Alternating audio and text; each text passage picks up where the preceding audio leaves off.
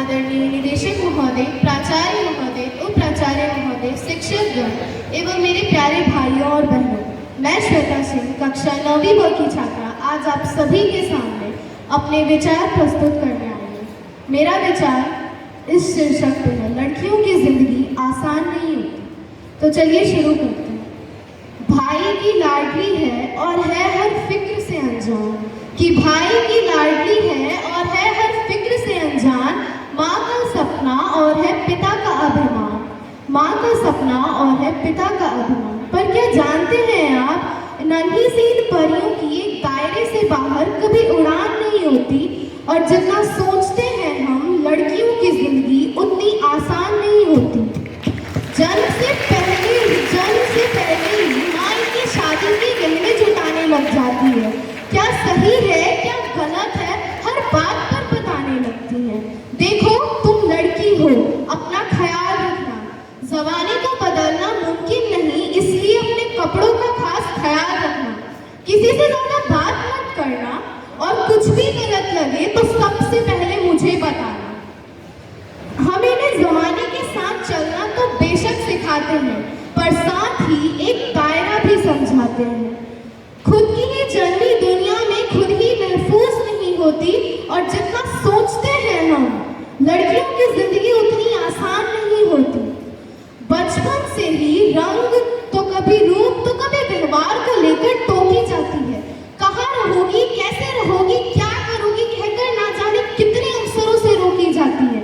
कहने को लड़कों के बराबर है आज, कि कहने को लड़कों के बराबर है आज, पर मौका मिलते ही आंख इन पर सेकी जाती है। कभी जन्म से पहले तो कभी हवस का शिकार बनाकर कूड़े में फेंकी जाती है। गलतियां कई नजरअंदाज करती हैं बेशक, कि गलतियां कई नजरअंदाज करती हैं बेशक, लेकिन नजरिए से किसी की अनजान नहीं होती, और जितना सोचते हैं हम लड़कियों की जिंदगी उतनी आसान नहीं होती। बचपन एक घर में बीता तो दूसरे में जीवन बिताना पड़ता है, कि एक घर में बचपन बीता तो दूसरे में जीवन बिताना पड़ता है। माँ पापा भाई बहन को मानो तो एक दिन में भुलाना पड़ता है। माँ पापा भाई बहन को मानो तो एक दिन में भुलाना पड़ता है। एक हाथ से कई रिश्ते छूटे तो दूसरा हाथ कई रिश्तों के लिए बढ़ाना पड़ता है, कि एक हाथ से कई रिश्ते छूटे तो एक हाथ कई रिश्तों के लिए बढ़ाना पड़ता है। एक शख्स के खातिर इसने अपनी पूरी जिंदगी बदल दी, लेकिन जिंदगी भर इसकी अपनी कोई पहचान नहीं होती। जितना सोचते हैं हम लड़कियों की जिंदगी उतनी आसान नहीं होती। धन्यवाद। बहुत अच्छा। आदरणीय निदेशक महोदय, प्राचार्य महोदय, उप प्राचार्य महोदय, शिक्षकगण एवं मेरे प्यारे भाइयों और बहनों, मेरा नाम सलोनी है और मैं कक्षा 9वीं ब की छात्रा हूँ। आज मैं आप सभी के समक्ष एक गाना लेकर प्रस्तुत हुई हूँ। इससे पहले मैं आप सभी को दहेज प्रथा के बारे में कुछ बताना चाहूँगी।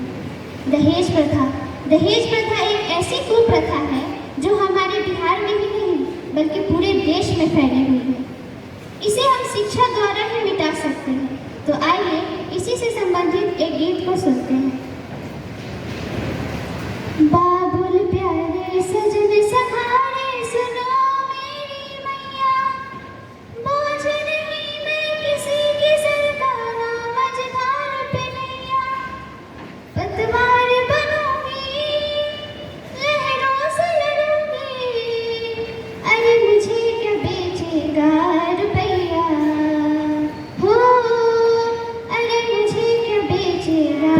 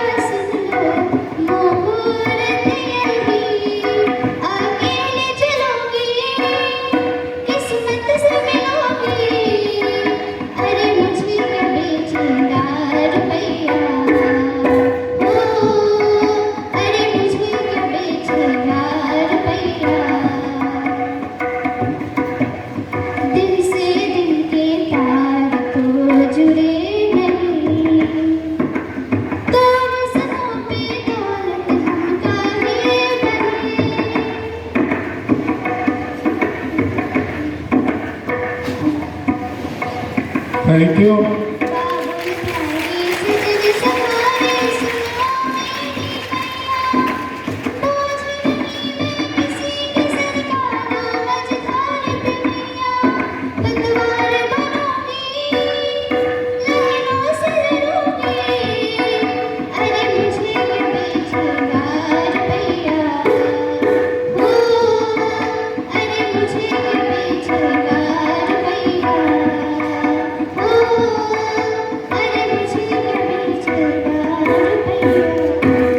धन्यवाद।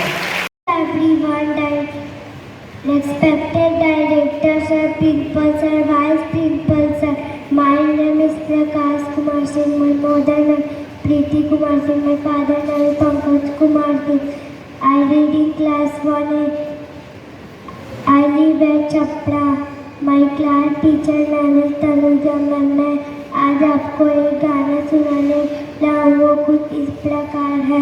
जय श्री रंगे शंभू नाच, जय श्री रंगे शंभू नाच, जय श्री रंगे शंभू, जय श्री रंगे शंभू।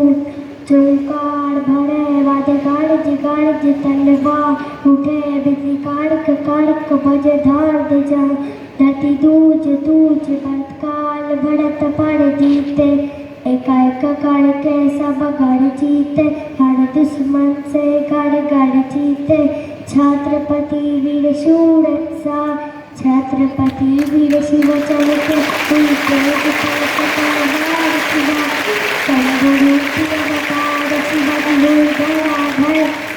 लाल शिवाजी रति केसरिया के लाल शिवाजी। Thank you. आदरणीय निदेशक महोदय, प्राचार्य महोदय, उपाचार्य, शिक्षकगण एवं मेरे प्यारे सहपाठियों, मैं कार्तिक कुमार कक्षा षष्ठम का छात्र हूँ और आज मैं आप सबके समक्ष एक कहानी लेकर प्रस्तुत हूँ जिसका शीर्षक है किसान। तो चलिए शुरू करते हैं। एक बार की बात है, एक बाजार में बहुत भीड़ लगी थी। वहाँ पर एक बहेलिया भी बैठा था। बहेलिये के पास दो तोते थे जिनमें से एक का दाम 100 रुपये था और एक का दाम 10 रुपये। सभी यह देखकर हैरान थे कि आखिर इस बहेली ने ऐसा क्यों किया है।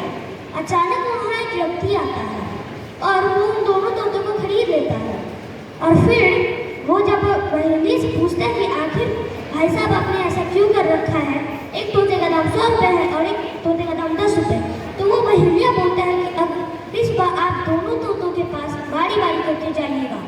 वह व्यक्ति ऐसा ही करता है। अगली सुबह जब वो 100 रुपये वाले तोते के पास जाता है तो 100 रुपये वाला तोता सुप्रभात और बहुत अच्छी बातें कहता है जिससे उस व्यक्ति को बहुत अच्छा लगता है। पर जब वो 10 रुपये वाले तोते के पास जाता है तो वह अपशब्द कहने लगता है जिस कारण से उस व्यक्ति को बहुत बुरा लगता है।